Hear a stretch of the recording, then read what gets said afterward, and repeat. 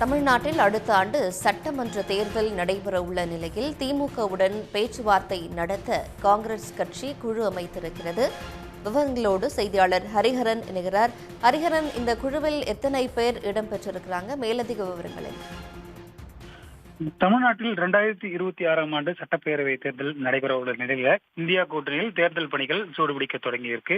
குறிப்பாக அகில இந்திய காங்கிரஸ் கமிட்டி தரப்பில் பொறுத்த வரைக்கும் தமிழ்நாட்டில் இருக்கக்கூடிய கூட்டணி கட்சிகளுடன் பேச்சுவார்த்தையில் ஈடுபடுவதற்காக 5 பேர் கொண்ட ஒருங்கிணைப்பு குழுவை அமைத்துள்ளது. இது குறித்து அகில இந்திய காங்கிரஸ் கமிட்டி தலைவர் மல்லிகார்ஜுன அறிவித்துள்ள அறிவிப்பை பொறுத்த வரைக்கும் தமிழ்நாடு காங்கிரஸ் பொறுப்பாளர் கிறிஸ் ஜோடங்கர் தலைமையில இந்த குழு அமைக்கப்பட்டிருக்கு.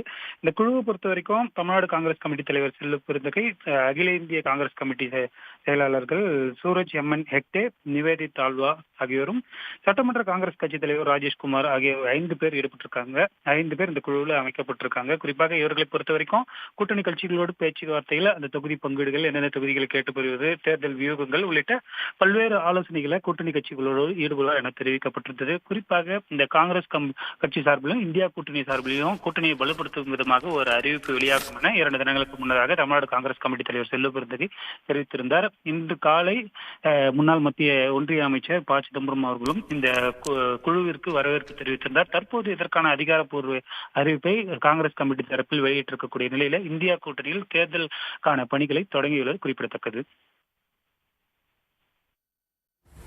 நன்றி ஹரிஹரன், விவரங்களுக்காக. உடனுக்குடன் செய்திகளை தெரிந்து கொள்ள சன் நியூஸ் பெல் ஐகானை கிளிக் பண்ணுங்க.